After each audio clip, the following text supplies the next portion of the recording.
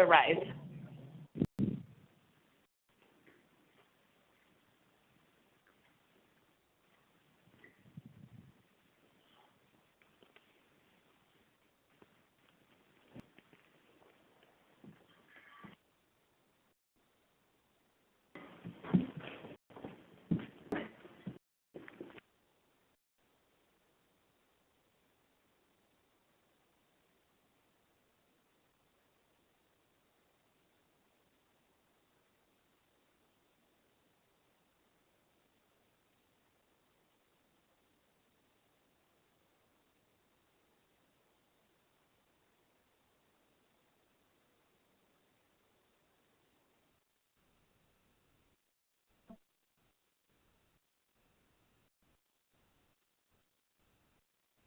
Hello.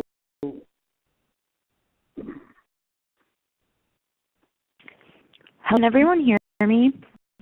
Hi. Yes, this is Paul and Susan. Okay, for Mayor is, I just want to let you know.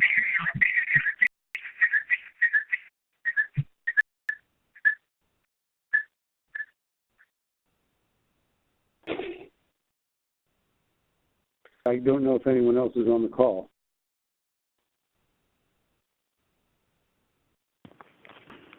Yeah, it might just be us right now.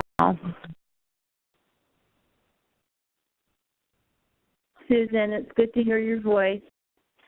We are in Sacramento meeting with various legislators and departments. We planned to join the meeting in person, but some people had to reschedule their meetings for today. So that's why I'm calling in from Sacramento. Okay, thank you.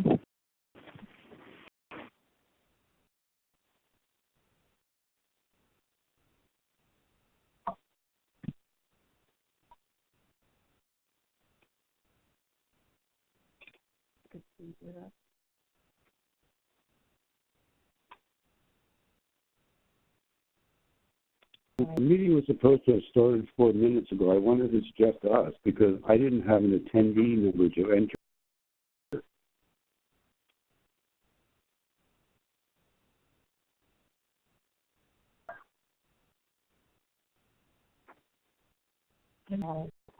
Carmel. Do you have a cast number? I'll call her. It doesn't work.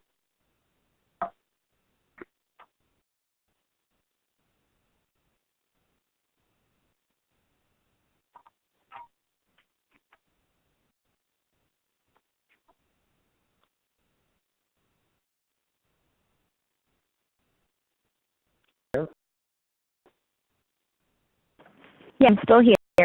I didn't have an access ID number either when I called in.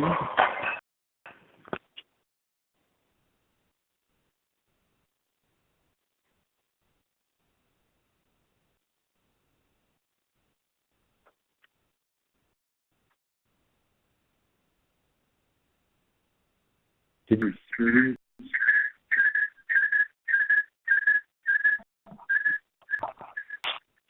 Hello?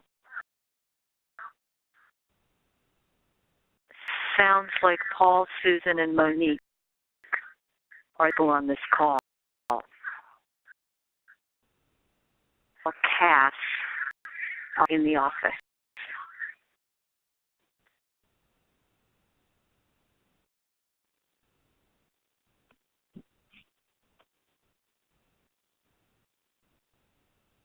When I first called, it wasn't working, so I had to call twice, and then it went through. So I wonder if others are having trouble connecting right now.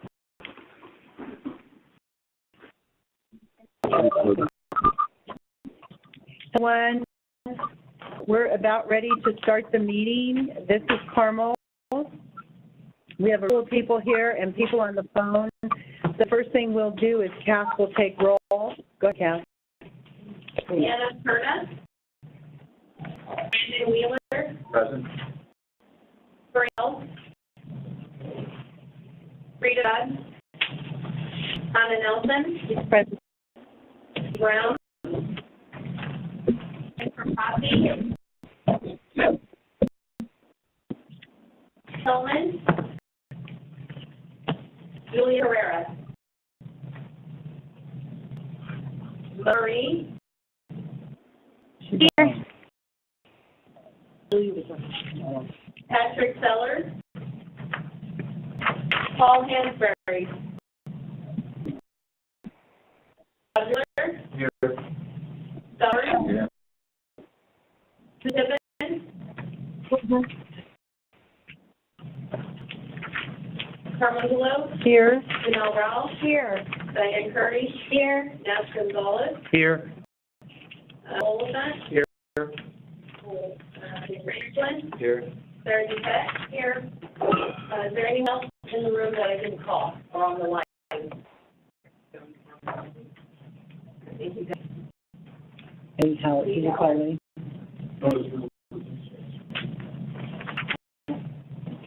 Okay, well, thanks, everyone. This is our bill use requirements working group, and this goes 1 to 2:30. And just to recap, I think in a very, very short period of time, we've actually made progress. Even though you're working with government, you're still making some progress. And where we are today is we have had the good fortune of Mike Oliphant and Scott Ward working together on some of the issues around building use requirements. And we have handouts. The people on the phone, do you have our handouts? Cass sent everything by email yesterday or this morning. If anybody doesn't have the handouts and you want us to email them to you now, we'll do that. And Rin just joined us. Okay. All right, so what I'd like to do is I'd like to go ahead and get right into the meeting, and I'd like to start with the review of the documents from Mike Oliphant and Scott Ward. And so Mike and Scott, I don't know who wants to go first, but for the benefit of the new people in the room, which are Devin and Lee, and I don't know about anybody else, if you can just tell them where we were the last meeting and what you were tasked to do, and then please proceed. So Mike Oliphant, building official. We were tasked to compose, or I was tasked to compose these documents pertaining to existing policies and ordinances that we have now in Mendocino County, and try to come up with some creative ways on how we could look at this new industry that we have before us within the parameters of the law that we have in California and in Mendocino County. So I've taken the pre-manufactured metal shipping container policy that we have. I've reorganized that. I've taken the ag exempt permit and extensively remodeled that, for lack of a better term.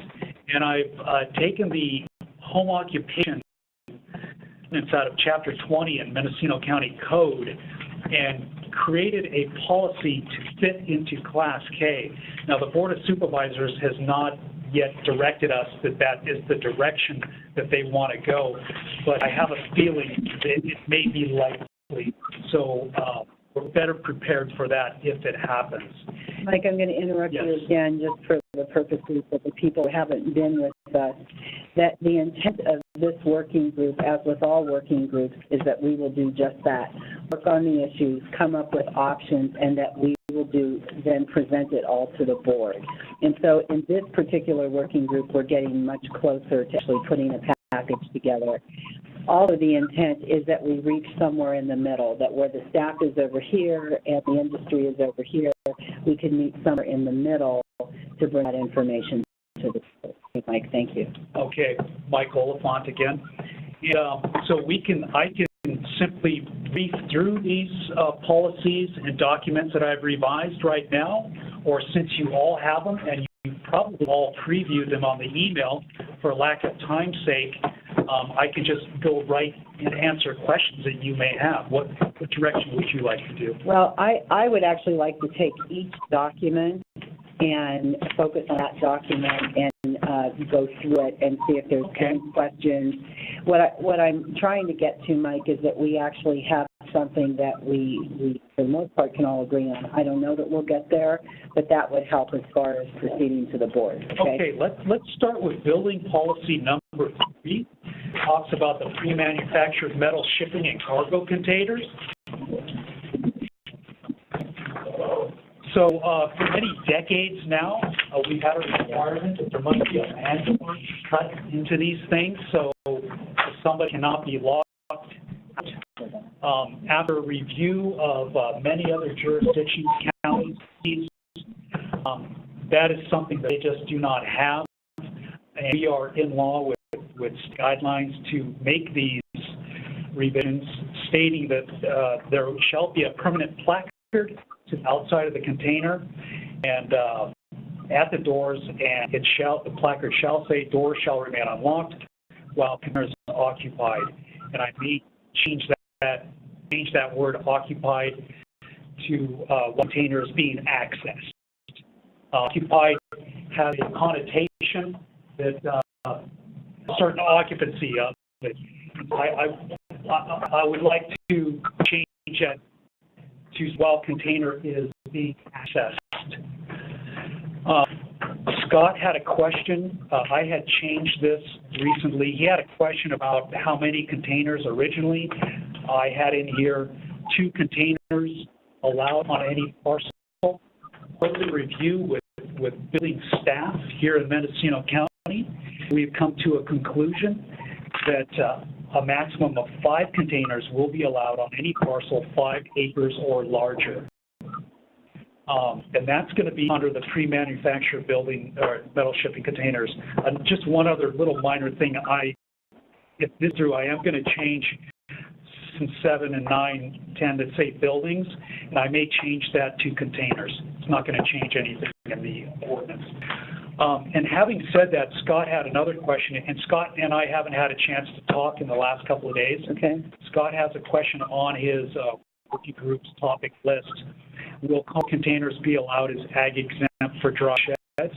This is a subject that building staff and I have discussed for the last month, and the answer is yes, it fits very well into ag exempt. And that's why you'll see, and I think we're done with the pre-manufactured metal shipping containers. Go ahead, Hannah.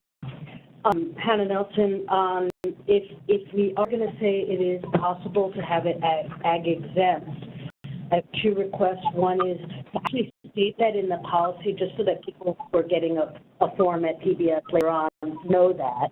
And secondly, I wonder if item 1 has to be adjusted because it says that declaring it as residential storage. That's just a question. And maybe we could just simply add unless it is being registered as ag exempt. River Valley. I'll put my official hat on here and my planning hat on. Gives you more freedom of use, a variety of uses, not only for cannabis, but for bus, tack, things like that. Residential storage for cargo containers, I think is appropriate because if they take that out and they can use as commercial storage, and it's going to be for design review, and they take up parking, or like that. So I think that the one other than residential storage, that would be there. Yeah. So this is how storage containers will be regulated. 2 areas how you can regulate these. In policy number 3 and in ag exempt, okay? We keep building policy number 3 as residential only. If you look at let's cross over now into the ag exempt policy. If you look at charging statement on that document, it says based on meetings questions regarding the cannabis cultivation ordinance, hoop houses, and drying sheds, it goes on.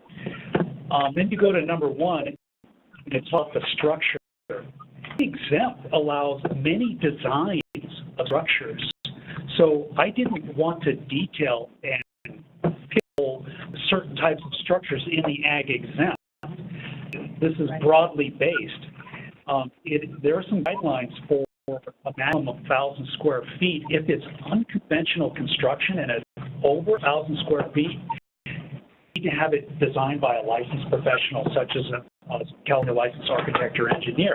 And that ties in really nicely with the total square footage of a hoop house.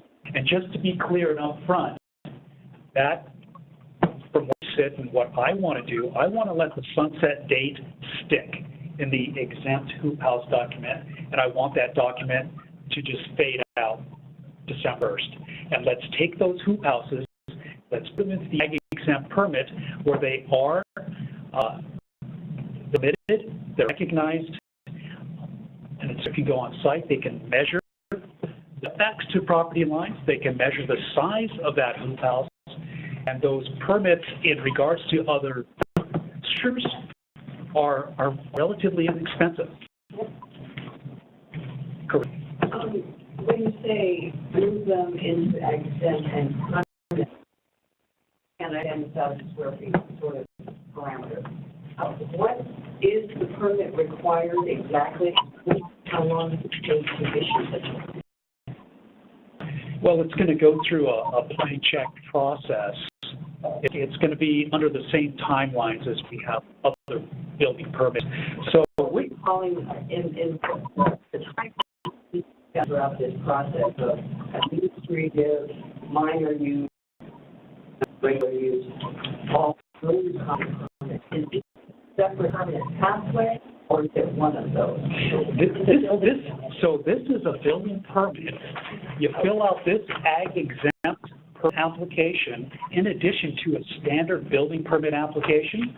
It goes through building, environmental health, and planning concurrently at the same time, so that the timeline is the same as any other building permit, that ag exempt structure. And this is ASH, not to be confused with a use permit, admin permit, or major use permit, which is a land use entitlement. Yeah. This is a ministerial permit that hopefully once you go through the use permit process, or if it's not required to go through the use permit process, you just go through this process to establish the structure on site.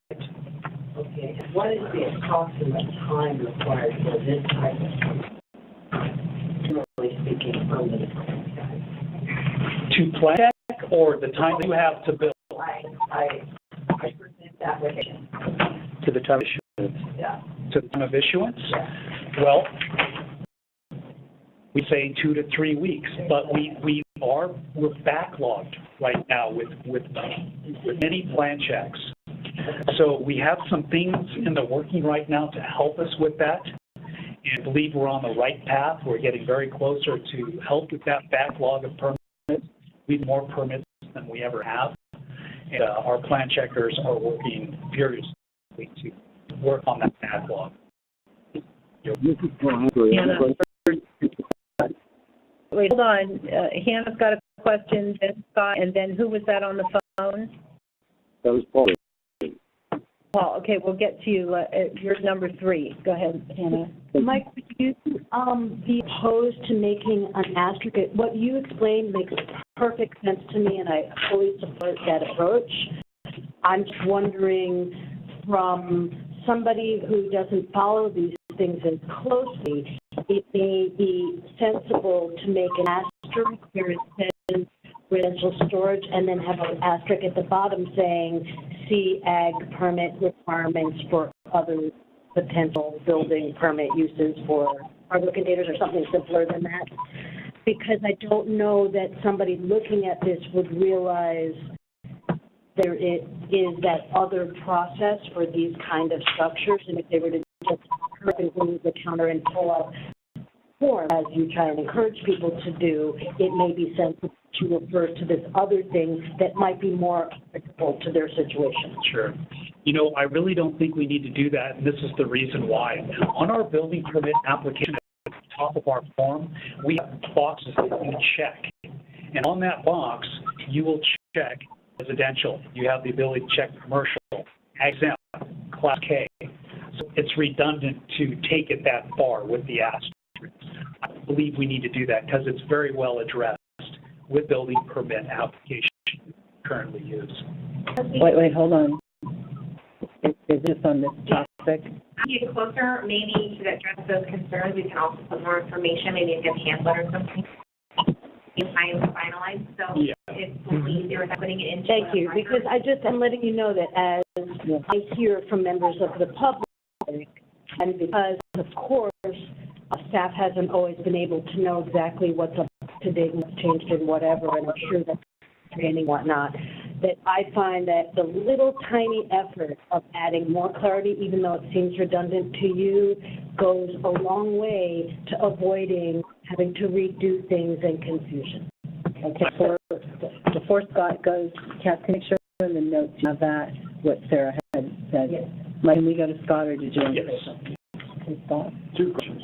One, I assume the existing hoop houses that were constructed under the original hoop house policy or the second hoop house policy, now they're exempt. They're out there, you guys don't know where they're at. They're going to be obligated to come in and get permits under the exempt, right?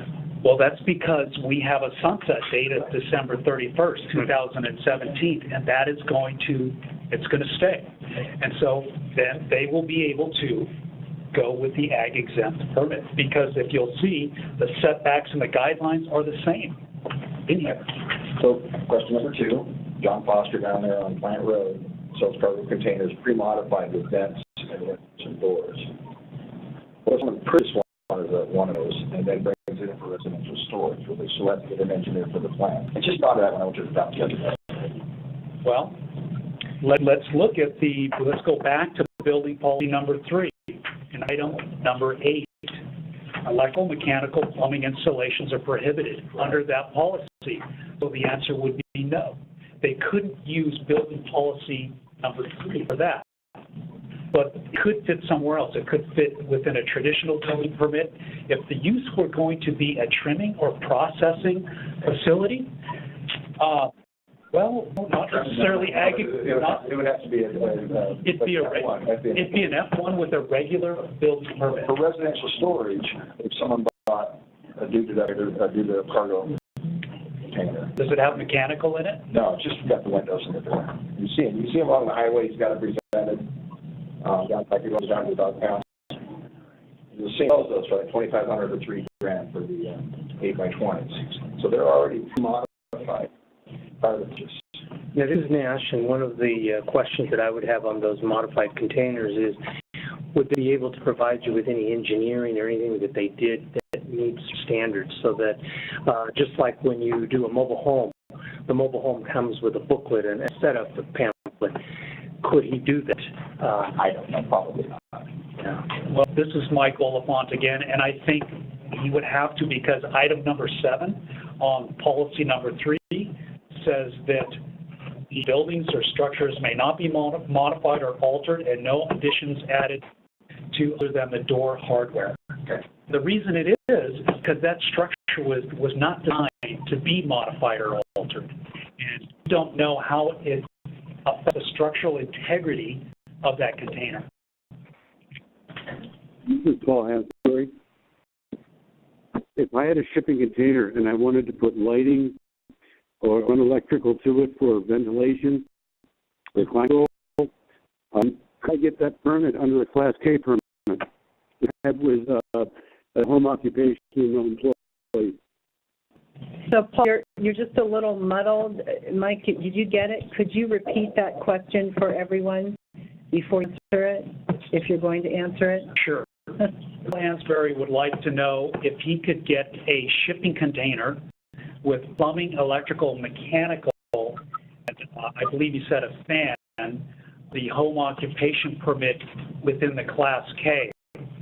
So my response would be to you, Paul, is that my understanding that the home occupation ordinance will not be allowed with Class K. It doesn't appropriately fit Class K. Now, in a few minutes, we're going to get to the home occupation in Class K, but as of yet, home occupation, as defined in Chapter 20 of Mendocino County Code, don't work with Class K. So, no, that particular structure that you're proposing will not work in Class K, but you could. You could get a building permit for that structure, and we have issued permits for shipping containers with plumbing, electrical, and mechanical in them, and use those for F1 structures for drying and trimming.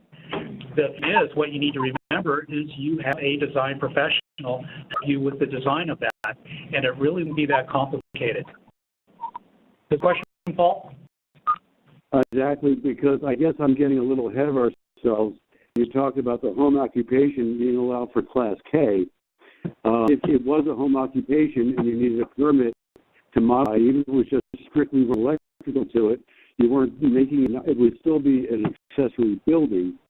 But if you need to get electricity to it so you could have lighting, and for that be done, as the Class K for home occupation is approved by the board. Let's just that for a moment. Would I then be able to apply for a permit to run electrical to the shipping container, modify it successfully using a Class K permit? Paul, again, the answer is no, because at that point when you do that, if it's part of this, it would be looked at as a trimming or processing building, which would put it into a building occupancy classification out of Chapter 3 in the Building Code, which calls it an F1 occupancy. And that is on board with all of the other jurisdictions in California. Did you get that, Paul? I mean, I heard what he said. I just don't really understand the difference between if it is a home occupation, there's no, and the accessory buildings are allowed to be, it is allowed under Class K for accessory buildings. Why wouldn't be able to apply the Class K to the accessory buildings that would be, say, a shipping container, for example? Well, let's jump ahead to the proposed Class K revision, the home occupation. And if you look at that, it's a memo, because the board of supervisors is currently considering this revision of the home occupation into Class K. And so what I did was I took Chapter 20 and altered it. And you see on that document how I altered it. No person other than family members or other members of the family residing on the premises shall be engaged in the home occupation. No customers or clients shall come to the premises, and is not a place of public accommodation. There are a few different reasons, but primarily when you include those stipulations, you are exempted from accessibility standards. And so it's really beneficial to have that in there. It sounds a little restrictive, but it's got the smaller sole proprietorship business venture. I understand, but I still don't understand why I couldn't, if I was in electricity to an accessory building, under those conditions, couldn't apply for a Class K permit to run the electrical to accessory building, in this case being a shipping container. It's really hard to understand you, Paul. I don't know. I'm sitting in front of the speaker. I don't know about the other side of the room. I missed the last part of what you said. Did you get it, Mike? Scott? I understood you. You want to know why you can't modify a building process and have that be a Class K? Is this any better? Say shipping container? Shipping container structure. Either. Okay. It's the same application. Okay. And you answered that already, didn't you? Yeah. Okay. I think we can probably move on. Thank you, Paul. Go ahead, Mike. Oh, wait. Sorry, we have one more question. Lee? I have a question. One is the wafer containers to ship that. Don't process them. But I do go in and store it sometimes up to 6 months before they get shipped. And I'll get 10 containers at a time. All of a sudden, I have a problem now. No, you are actually using those containers for less than 180 days, right? Those are temporary movable containers. Yeah. And people do that. There are people who run these businesses like Scott mentioned, and they're used for temporary purposes for people to store their furniture while they're remodeling their house or whatever. And then they're set on a property temporarily, then shipped out for a period of less than 180 days. My understanding that those are exempt from a building permit. So no, you are not in violation when you do that. They're very, I mean, that contains 60 at my place, and I just want to bring up one thing. There was a reason second door in these things. After 3 people died in 1978, I think, in a container, the wind blew the door closed, and they automatically locked. All they have to do is slam it closed, you get out of that. I just say that to you. That's why the exterior door was put in these containers. You can take it for what it's worth. Each time you get a good, swift breeze blown off, the newer containers aren't as bad as the old ones. All it has to do is slide that closed, box our fingers, and when it hits, it just closes. You cannot open it from the inside. This is Oliphant. I'd like to respond to Lee Howard's comment. Lee, the containers that I've looked at had a lever flip over at the top. So the containers that I've looked at, if the wind were to close those doors, somehow that lever would need to be shifted over. Now maybe that's one of those containers that I've looked at. Even if it doesn't get shifted over, you can't push, you can't get to. And I can take you out and show you. I'll let you sweat a little bit. But I'm just telling you, there's some reason sometimes things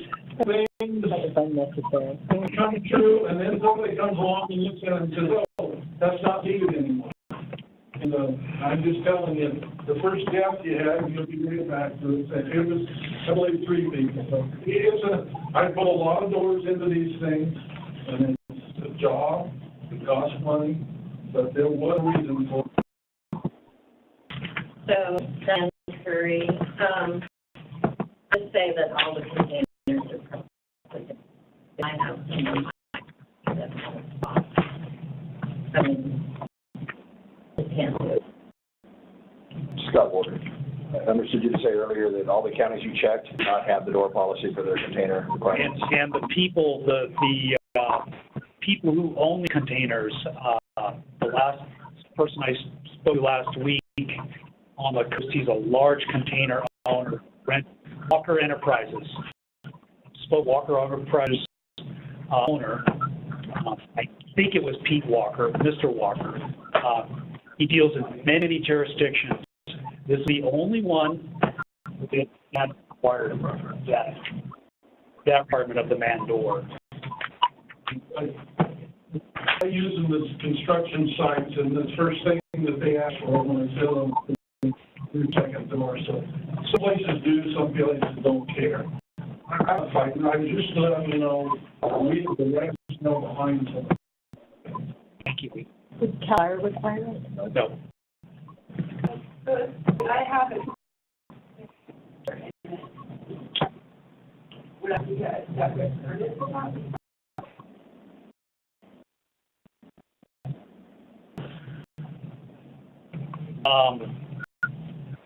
And that's unpermitted at this time. You would be getting a permit for the modified container. And it were a 3-foot swinging man door. You may be able to get a permit for it. Sure, we would have to decide if that would need an engineer's or architect's analysis on it. You didn't read that before. Current policy number 3, taken. We did require engineering analysis, but once they cut in a window and or, an analysis was required. So having said that, if we revert to the existing policy number 3, it would probably not require additional analysis. Yeah.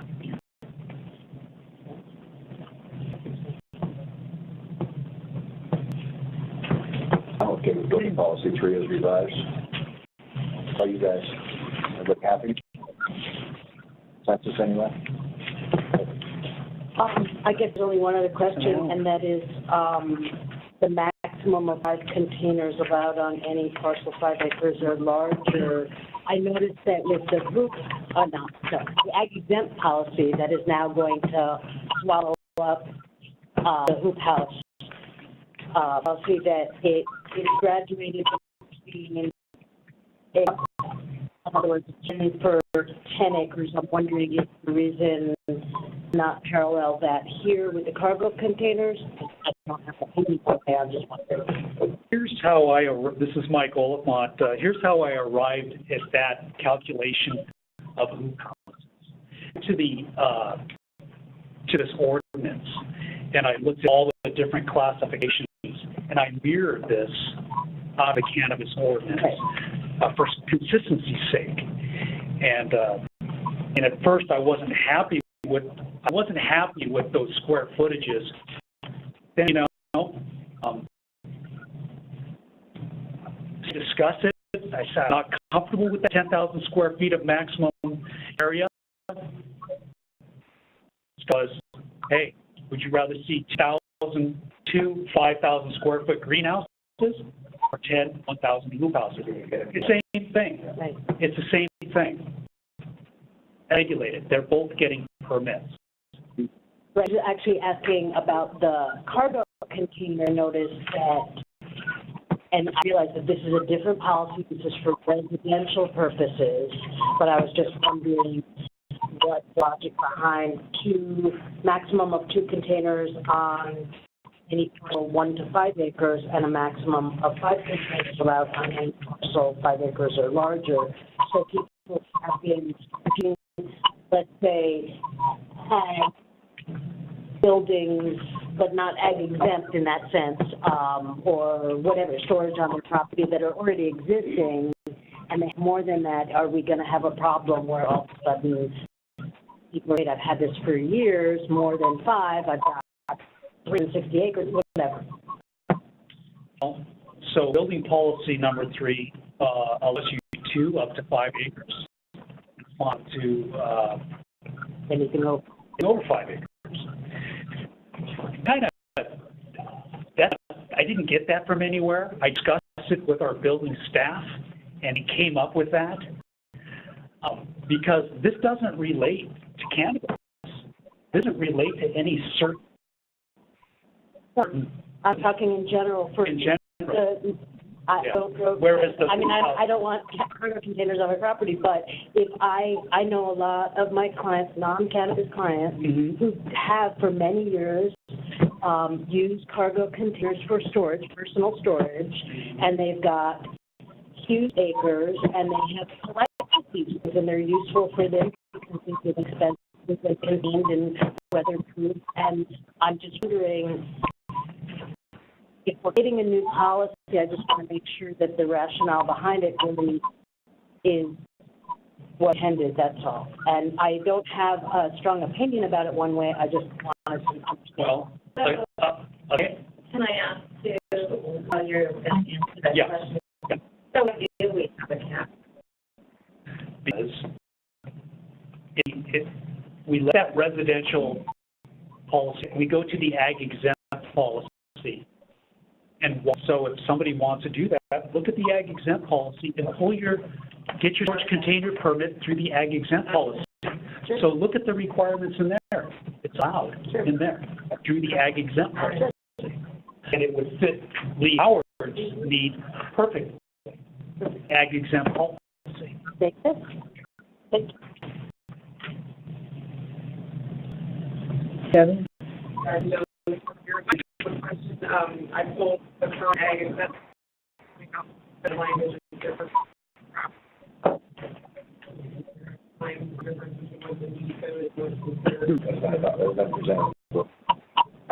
So the Muni code is, of course, existing, what's current now. Well, I would say except for the language now, it is. Here's what happened with this. I presented this a review to supervisors on, gosh, I have the date, I want to say ago, I don't have to remember, in August. So I took those proposed visions, that's what this is. That's why you're not seeing it exactly in the Muni code. For example, I'm not trying to it's missing along currently language that says rate system issuance from the vision. That's around 9 here. This is a memo, not an ordinance. That's the ordinance. So to clarify, this is Nash. Raises a point as to what's the difference between the memo or the policy and the ordinance. The policy, which you'll find, is basically a way of clarifying whatever's in the ordinance. So you'll always have policies to interpret building code regulations and municipal regulations. So it creates one more layer of clarification, because the ordinance is really across the board. It really affects everybody. But then when you start creating these, I'll call it exemptions or ways of dealing with certain aspects of items that impact the code, you create policies that further clarify. And that's not to say that we can't ultimately amend the Muni code. But again, the policy is to clarify what's there. So you're not amending ordinances. It's easier to amend a policy because it's done at the administrative level as opposed to trying to amend an ordinance. So I guess the question, the enterprise should see, like 2012 mentioned, you have to have a complete final inspection within 1 year, but the current code says permit expiration is valid for maximum 3 years. Right. How do we deal with this? So the current ordinance for ag exempt structures has not been reviewed in decades. And so the 1 year is in there to reflect our current standards, what we have on the books for standard permits right now. So this is from, I guess that's my question, this is a memo from the actual ordinance. I believe it would. Once it's gone through the vetted process through county council and approved through the supervisors, if I'm correct, opinion that yes, it would. It would trump the Muni code, but I'll let Nash answer that. The policy, like I said, is to clarify, and Mike brings up a good point. A lot of these ordinances have not been updated in decades. And what happens is the building code is required to be updated every 3 years. And to avoid having to go back and open up your ordinances every 3 years, you basically create policies that clarify those issues. The ordinance, when you talk about what trumps, the ordinance is the law, but the policy clarifies what's there to avoid having to reopen the ordinance constantly. First, and then Hannah. Well, this is where exchange will really come back to you and say, okay, for a standard building permit, and us guys have, we got 1 year to get one. Then you're around and you give 3 years on something else. Let's make it one way or the other all the way. I think 3 years for a standard building permit. But let's not have this divisive thing. You got 3 years, we only got 1 year. Thank you, and that's what this does. That's what it does. Yeah. It isn't. Marcus, and we've had this discussion. That isn't fair to us. We've got to move from 6 months, if you think about it, just go from 6 months to a year. That's correct, and if I could add, this is Mike Oliphant again. If you need an extension, you can come to the building department while your permit is still active and get an extension to that permit. Right. Yep. I want to do a time check. It's 1:45. We have 45 minutes left. So, how are we doing time-wise? Are you feeling like we're going to get through everything? Did you have another question? And I know, Hannah, you had a comment. Did you have anything else on that? I guess, clarification, and I hear what you guys are saying. Versus ordinance. Yeah. Commitment to saying, hey, I want under ag. But here, good luck. Yeah. Some sort of clarification because there are differences in with this now policy. So it's not going to be issue coming off of this, I think it needs to be, then it needs to be added back. Some of these things are in the current code. That would just be my question in terms of most of it, I think is clear. Differences, but there are some differences. The time an administrator cycle. Right now, we have the 16 code that we're working with. We'll be doing the 19 code next year. We'll be looking at it. Because what they do is they release the code the year before for us to look at, and then we're supposed to adopt the new code by January 1 of 2019. So the action 2020, excuse me. to marry up the policy that we're making with the next revision, if there needs to be. It's a separate ordinance. Essentially a separate ordinance. If you make up the ordinance, hold these into an ordinance amendment, that's the quickest way to do it. Do that. Yeah, again, the problem with the ordinances is that they become, that's the law. And the policy is just a way of interpreting that law and giving you some flexibility or clarifying. I mean, we could, go down that path of an ordinance. But then when you solidify it in an ordinance, you either have to go back if there's a circumstance that arises to the surface, you have to either write a policy or you have to go back and amend the ordinance. Again, the idea was to try to avoid the long, drawn-out process of amending an ordinance and just do a policy. So I know Hannah wanted to say something, but I wanted to clarify because you can really see both sides on this. So Devin, when you come to your office, you pull thing up, you think it's accurate. But we've already, revised the policy around that ordinance.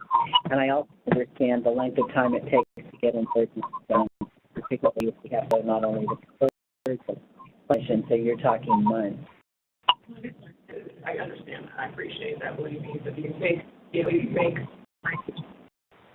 the memo route, at least begin some of the nice in there. To comment on the question of the environmental health septic issue, if you look in the current proposed revision of number 9, it allows one hose bib and a clean sink that would not necessitate a septic system. So I just felt including that additional septic system verbiage was redundant. Okay. I'm also wondering, as far as codification is concerned, sorry. I mean, as far as process, so when ordinances are codified, there's a time lapse before they're actually, placed into code. We've implemented kind of a holding spot now for those that are in progress, even as a measure, because no one would, you find the code as written, but you wouldn't necessarily have the information related there. You'd be able to, at least as an interim, have that in one centralized location. So that's something that maybe it's some Unicode things that we're doing, but at least that would be out there. I mean, that wouldn't rectify, but at least the information would be there. Thank you. I think we've kind of, I think we have beaten this one, and maybe the point too is just to make sure that everybody knows. So if change something, somehow public has to know.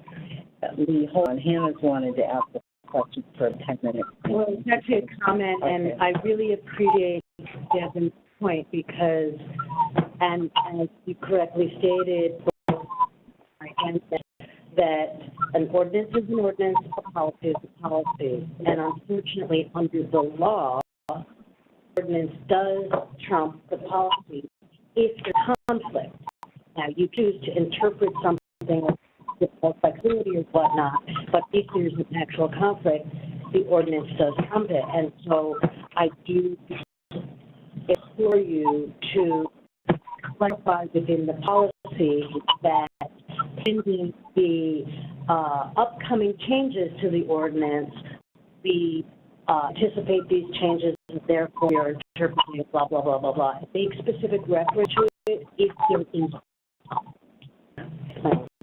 The next step in this process, one of the next steps will be to go to county council and and we would rely on their expertise as far as that goes. So before we go to Lee, I have a question about this because I have a sense of urgency to bring the things that we all agree on that make sense, bring those questions back to the board. But are we thinking that whatever this working group puts together to submit to the board, that you want to have it reviewed by county council first? Because I don't want county council to hold up any of the work we're doing. I'm going to defer that question to Nash.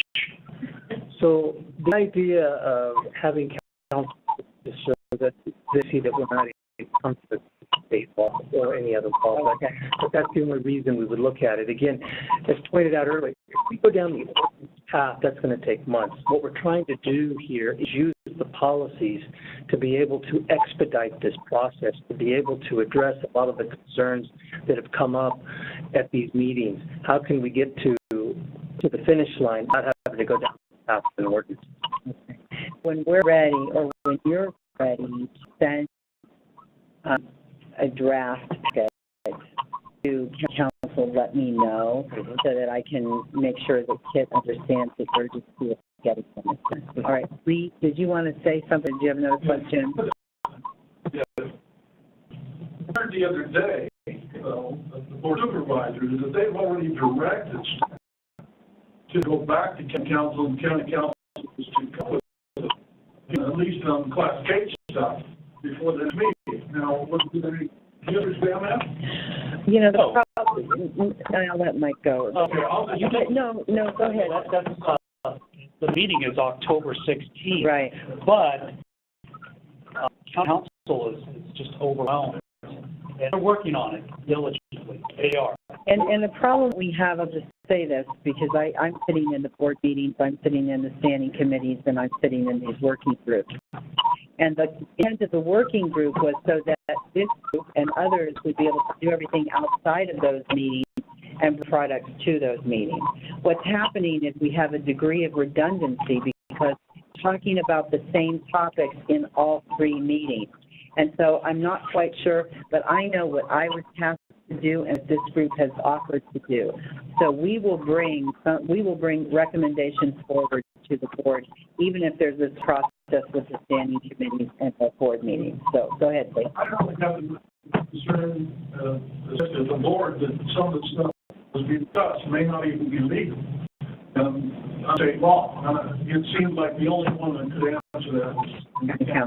Yeah. The second point I want to make, I don't see any in this thing. The off date, are we back to the 76 code and things approved back in? Are we going to the 89 code and when they kick in, or just simply this mainly grandfathered in stuff? How far are you talking about everything? Let me give you a quick, for instance, I was up on Sherman Ridge the other day, and there was a convener here since 1987. Are we going to start looking at going back and saying, no, that's not legal, or is that grandfathered in? And on what date are we going to? I don't remember the house was built illegally from your thoughts in terms of them. They got to follow current standards. And we got a lot of things that occurred in those all the way to clean slate. So, I'm just throwing it out there, something to look at. But, I'd like to address that, Lee. So let's remember, it generates a building permit, which then a building inspector is requested to do an inspection on that structure. That structure is in a dilapidated state, it's not structurally sound, it will not pass the inspection. Subject to a field inspection by a field inspector. That's the benefit of building permit. Is that your question? So we don't have a grandfathered in this county that has been inspected, gives many permits on it. It's gone through the process and it's still saying here. Nash, and we have to go back to when the bill code was basically down as when it became law, and basically the building code's been around since the 20s, but this chose to make the building code effective in 1974. So anything pre-1974 is pre-code, existing, and grandfathered in. Anything after 1974 is subject to the building codes. All I'm saying is make sure that that is done. I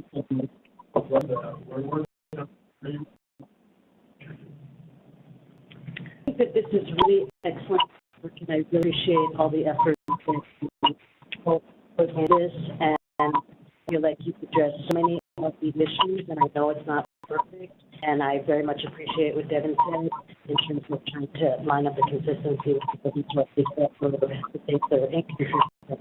But I really feel this was really exceptional for I speak for myself, probably, Mike, we're pretty proud of what we did. Should be, yeah. The last one, Carmel, is to speak to mention. The flexibility, in other words, is what got us, in our opinion, is what got us into this thing, Class K. Done for residential type situations, you expect them to industrial buildings and swimming.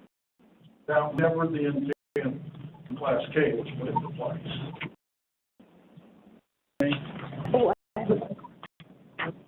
Before we do that, again, it's 2:00 now. So, how do you want to proceed, Mike and Scott? And then we'll get your question. But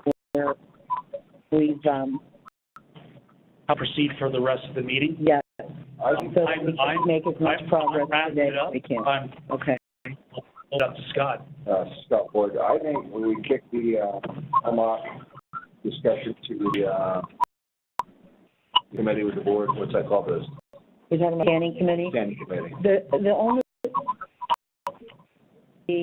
okay. For like a time we talk about it at another meeting. I'm not sure that's something pressing because Class K still people are still being.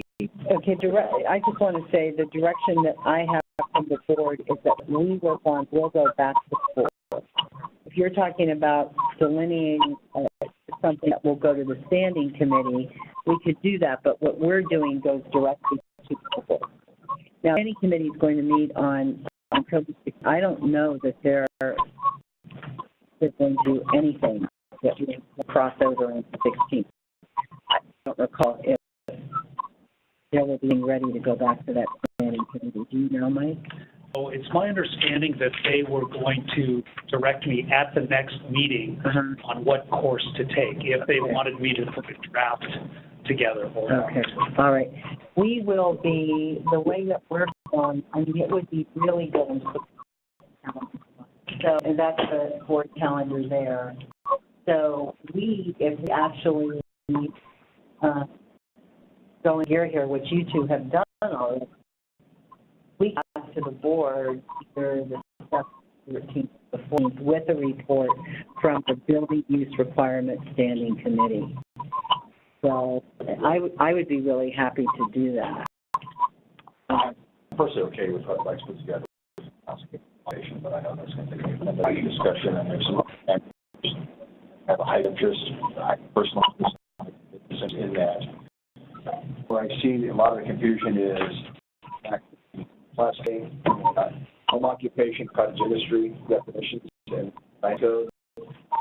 They for a while, then they deviate. The cottage industry becomes more intense. But when you use those as a synonymous term, they're two different terms. Two different terms, and to provide a good, clear explanation, so I can help to the group and my clients and people that call me what's the difference. And it may not be something we can easily do this meeting, but it's necessary that we get clear definition. I don't know if that comes from a planning director or something. This is this, and never the 20 jump meeting. We can have another meeting next week. That's not a problem. Can I cut you off again? If there's nothing else you want. Yes, one is I have a question about this application for the ag event, and first I want to just say that I think that because these things that were so well thought of as companions to each other to explain different facets, I would encourage us, even though I hate any delays if we get as much presented at the same time, because I do believe that they will explain different pieces of the puzzle that may not be sense otherwise, but yes, I've got it. My question about this, is this the current one or is this the proposed one? That is the current application. Not based on your proposal? No. Okay, that's all I had to say, so never mind. So maybe, Scott, Mike, do you want to either continue or summarize either way?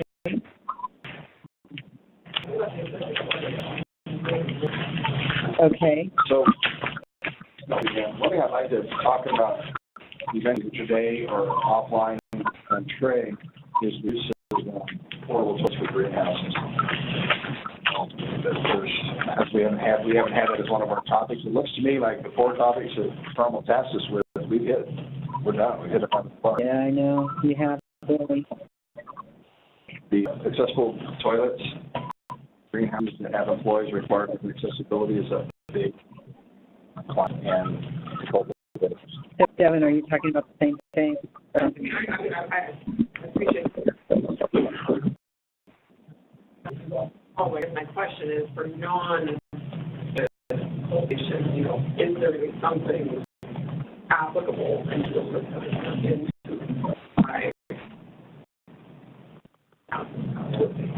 what their Accessibility standards? if I've got somebody who meets these standards, employees open to the public. It's for everybody across the board. Yeah. If you look at number 2, the revised ag exempt policy, the second sentence says, therefore, current accessibility regulations will not be required. Parking sense shall not have employees, customers present, and it's not a place of a public accommodation. It's right on state language for accessibility standards. As soon as you have one employee, commercial application, accessibility is required.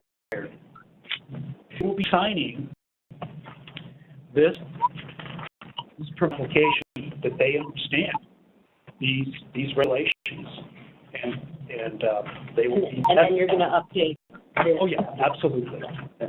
But also, I want to address that is I think that was that they were making rules across the country for all aggies. Thank you. I want these all hands on. And then we have a question in the room. Go ahead, Paul, but please just speak loud and as clearly as you can. After, can I speak as well? This is Monique, if I can be on the person. Person is fine. Go ahead, Paul. This is clear enough. I'm at the revisions, and I myself have a hard time understanding the differentiation between, aside from the use permit, home occupation and cottage industry. What I'm wondering is, with the revisions to the cottage to home occupation, would a micro business fit into that definition of a home occupation? And again, this is something that I continue to take a look at, because the definition of a home occupation in the code basically deals with a type of business that really isn't a commercial operation, but is utilized within the home itself. And I'll give you an example out of the code. It talks about people doing home offices.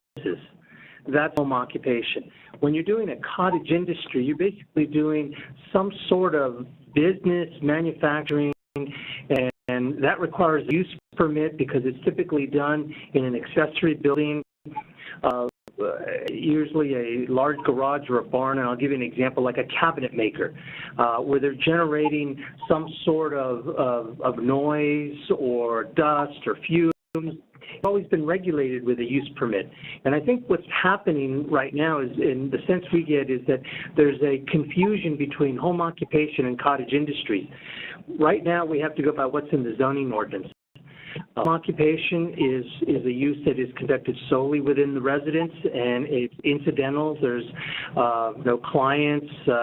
It could be an office use, but there's no commercial traffic. It doesn't change the character of the house. When you do a cottage industry, again, the idea was that it doesn't change the character of the property, but it's a use that is regulated through the use permit process. And it would be something like a cabinet making shop or something where somebody wants to conduct a business on the property, not necessarily within the residence, but on the property, and that business could eventually go into a commercial zone or into an industrial zone, but for the meantime, it's conducted on the property with a use permit, because these uses are not allowed per se, but they can be allowed through a use permit approved by the Planning Commission. So what I'm asking you is if there is no commercial activity, such as the public access, and there are no employees, like someone who's growing vegetables for a farmer's market, or taking their apples from their orchard and making applesauce or jams, things like that. Would that be a home occupation, or would that be a cottage industry? It depends on if somebody is manufacturing an item. That could be a cottage industry, and we've seen examples where folks go out there and get permits for commercial kitchens, and they're doing this in a separate building on the property. Then it becomes a cottage industry. And the definition of cottage industry is one that the cottage industry is one that is limited commercial and industrial uses in conjunction with the dwelling, which are more extensive than home occupations, but which, like home occupations, do not alter or disturb the residential or rural nature of the premises or its surroundings.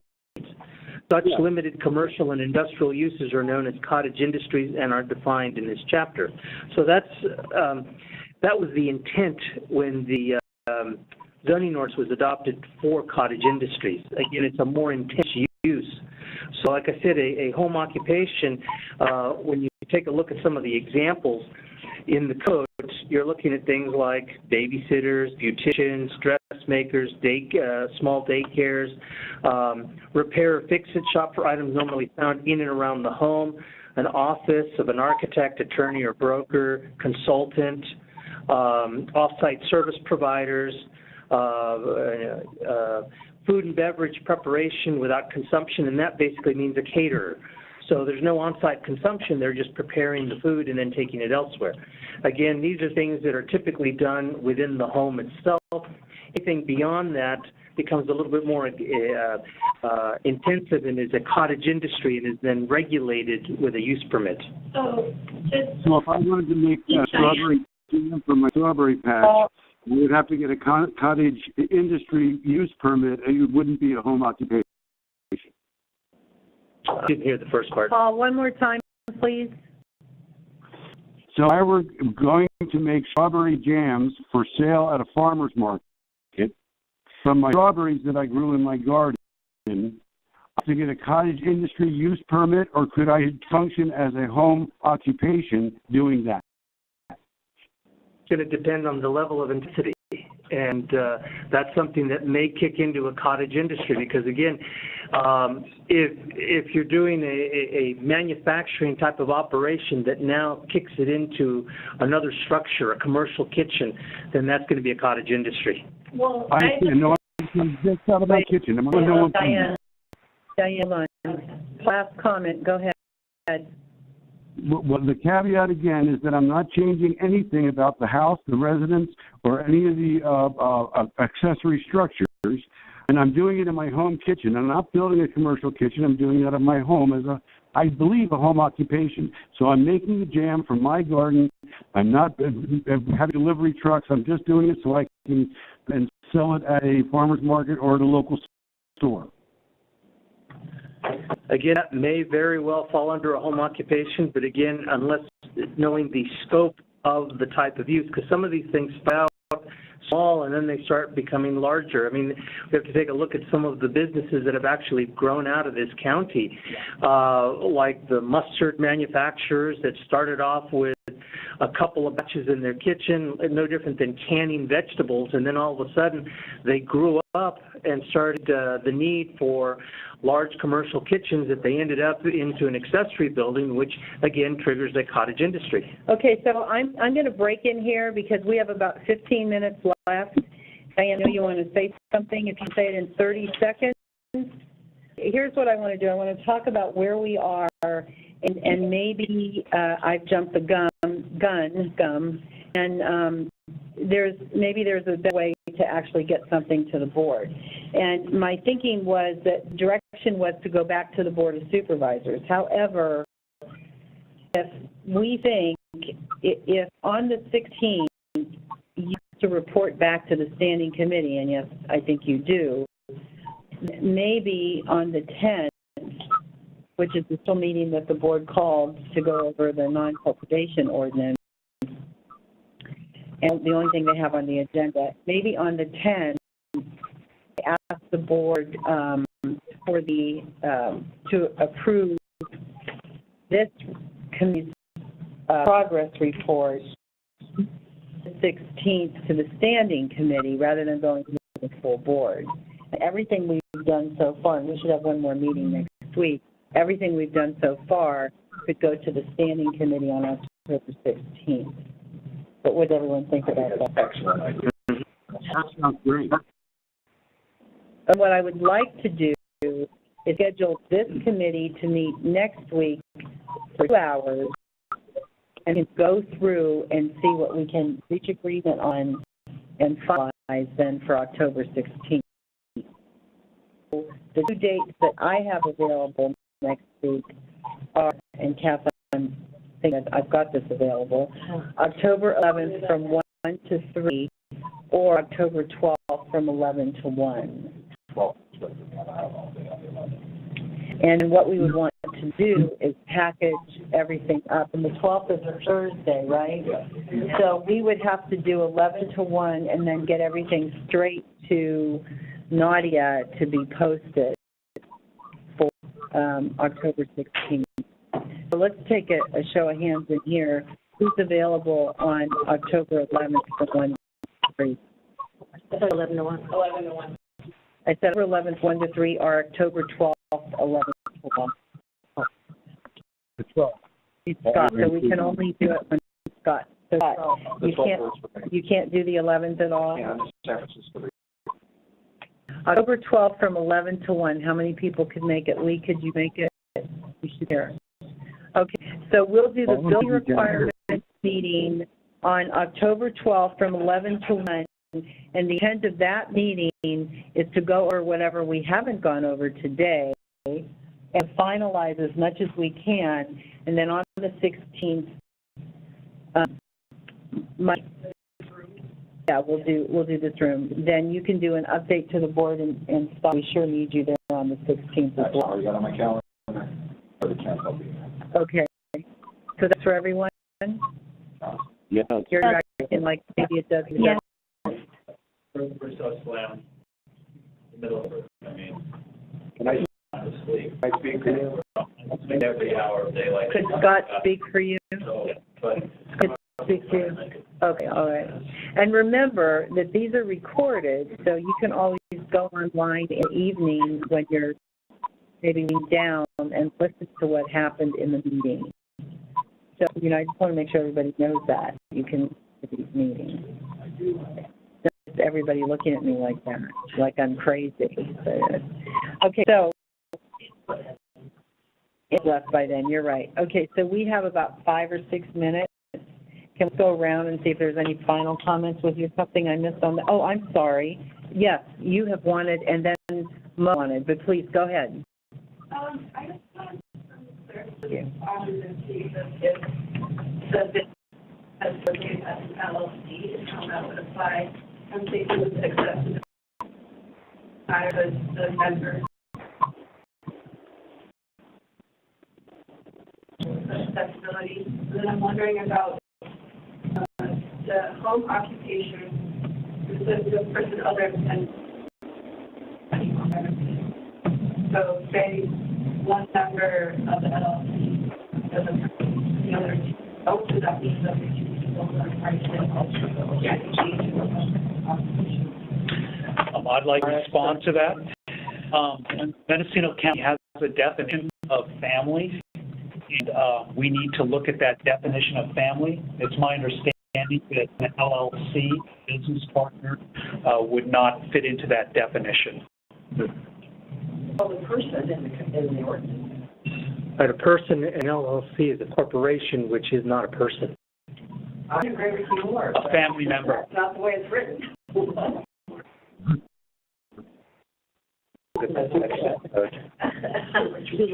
Again, Yeah, we have 6 minutes left.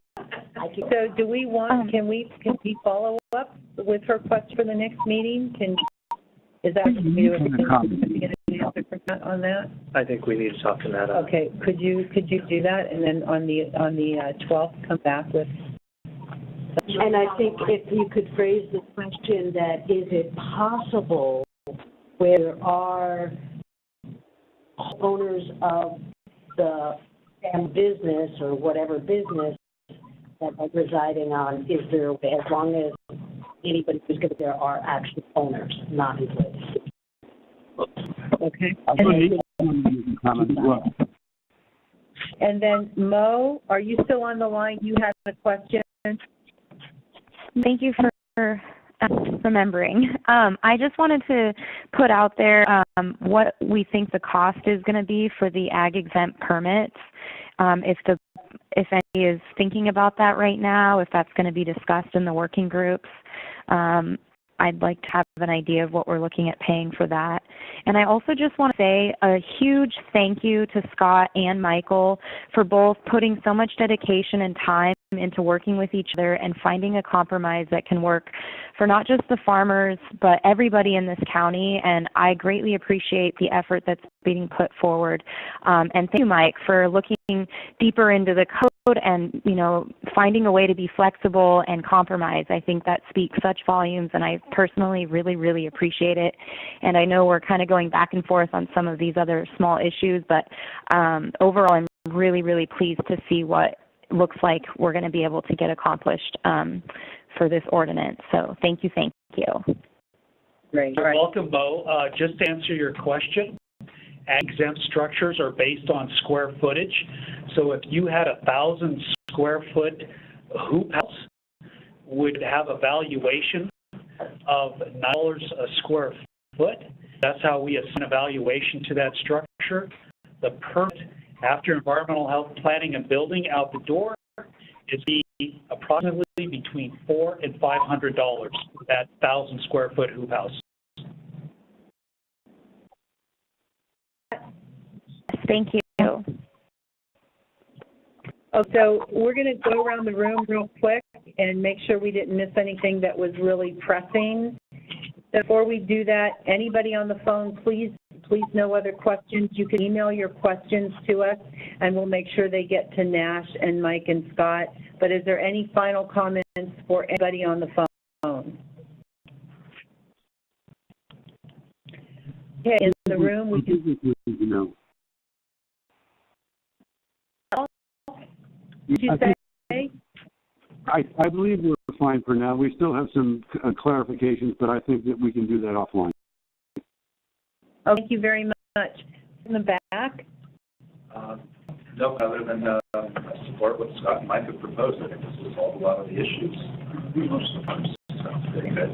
Thank you. Ditto on that. Really, seriously, big deal. And I just want to remind everybody what Scott threw out there really rang a bell with me. This DA stuff and it's huge. It's going to make it right.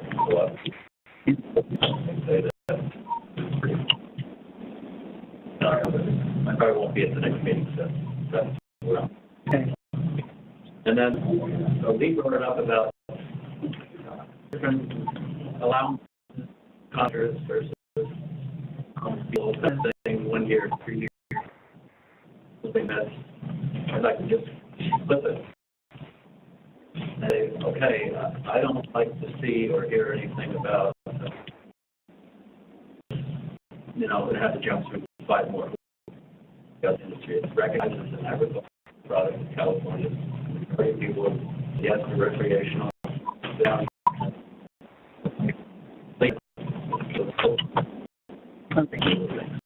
Thank you. Lee? Yes, thank you for that. I think that a level playing field will help us all. The last one I have is, it hasn't been alluded to at all, but you have in here that isn't being checked off, and that's the fire and who has fire authority.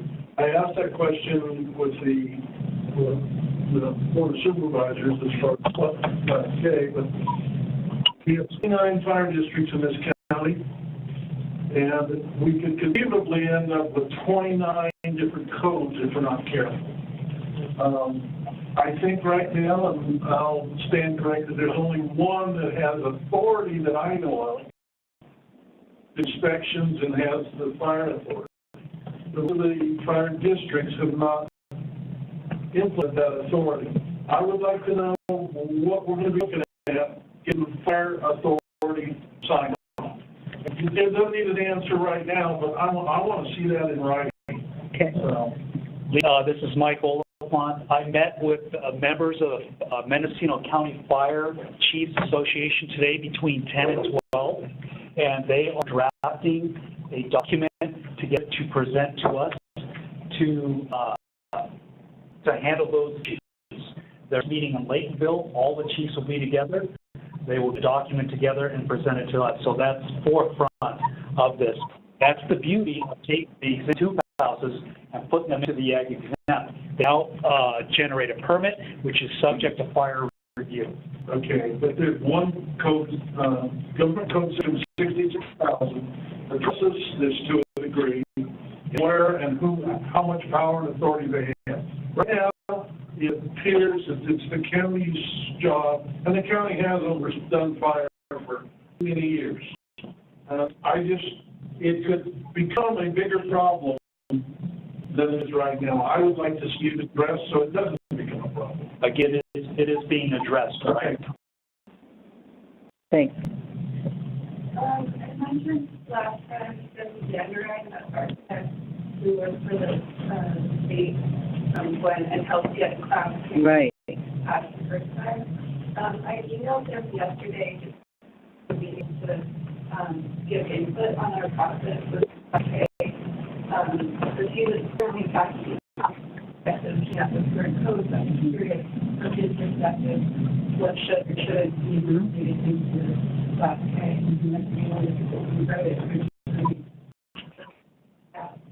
Helpful. I know times people present it in the board, which is different from a 3-minute comment period. I don't know how to get someone into that. Well, from my perspective, I think that would be great if he wanted to give input. He could actually write a letter, or put his thoughts on even in an email and send them, or he could be here when even on October 16th when Mike and Scott are in front of the board talking about Class K. And would you have any problem with that? No problem at all. So either way, and I think, did you say he's in the Bay Area? So either way, if he just wants to write something and he could send it either to the board or he could send it to the working group, he could send it to Mike or Scott, or even you, whatever, and we would gladly take his input. All right, great. So can we start somewhere on this end? It doesn't matter? Ultimately getting permits and trying to give some opinion what we're going through, and you guys are doing a great job and really addressed a lot of these major issues. Some things that need some clarification is how the cottage industry and occupation, what that actually will allow for cannabis growth, and all these other things that really aren't exactly what we're talking about today. What we're talking about with the greenhouses and the ADA bathrooms. I live next to a guy who grows 10 acres. He gets his grapes done, he freezes with a bunch of yard dump trucks, and he doesn't do any of that. A lot of this industry is moving towards where labs are going to be taking a lot of the product fresh immediately, and people aren't going to have to do that much on site. So for those situations, or just temporary workers, a big group of temporary workers coming in for a week or two, to be able to have the ADA porta potties like that, and that we might have to look into different classifications of growers who are actually doing processing markets and doing that, and those who are just growing for labs, like wineries, like a lot of great growers. Okay, thank you. Diane, you go that one. Little clarification on house,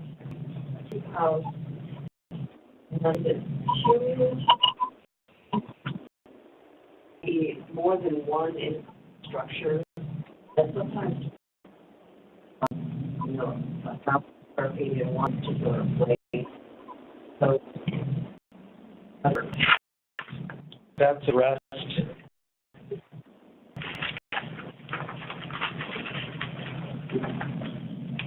in number 7, in the second paragraph. Combined square feet of hoop house are as follows: 1,000 square feet maximum parcel, not less than 1 acre. So that is a cumulative maximum square footage. So you could have a couple hoop houses that equal 5,000 square feet or 1,000 square feet. Got it. Yeah. Okay, Corinne, we can move on. Yes. Thank you. You got anything? Devin? Just a quick question. For Mike should at the proper place. Yeah, please. Yes. Well, no, I think you can send it to Mike. That'd be fine. And okay. Trey, you've been so quiet. I know. Let's say existing environmental health policy for ag exempt don't require a septic system. So for ag exempt, if you want to use porta potties, we're okay with that. Those revisions to the ag exempt policy that change policy. Okay. I'll clarify that. Just got to work on play real quick. Our ag exempt is not required. Not porta potty. Just one ag exempt. Thank you, Ray and Scott. Mike, anything else? With the documents, I'm ready to finalize a draft document, so I just would like to be clear on what your direction is for me. Maybe we can speak afterwards and you can give me some clear direction. Yeah, that'd be good. You mean Nash can talk and we'll go with it. But I can tell you just here, I think if you're getting ready to finalize, if you could sum everything, we'll figure out how you want to package it up, and we'll look to Nash's expertise as to how you want to package it up for our. Okay, all right. You got anything? No. Thank you. I got nothing. Go ahead, Hannah. Just briefly, I want to reiterate that the issue of greenhouses that are not ag exempt, we still need to address those issues with employees or greenhouses that aren't ag exempt because they have employees, whatever, and particularly the issue of bathrooms. I did present a bunch of information to the board many months ago in the context of toilets versus not, and I'm happy to provide the PR stuff, but I recognize that it's different than your environmental health angle. I'm talking about the OSHA safety angle and the Department of Industrial Relations orders, which clearly allow portable toilets in all of these contexts. But I recognize that you may have a different dictate. I just would like to have the benefit of your information so that we can take these two things and figure it out.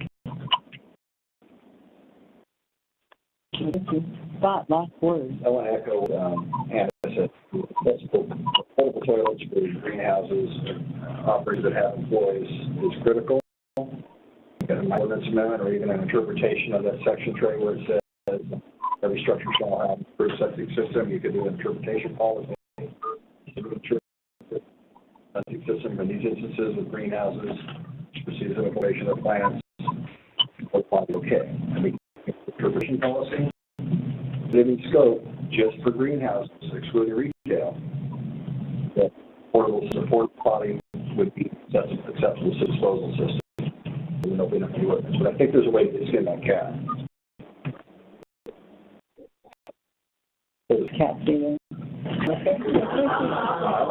I like cats. They feel nice. I live outside. All right, so everyone, and especially Scott and Mike, thank you very much. Thank you, everyone on the phone. Again, our next working group will be October 12th from 11 to 1. We'll meet in this room. You could call in, and we should have a close to a final draft document to go to the board. So to everyone. Good work, guys. Yeah.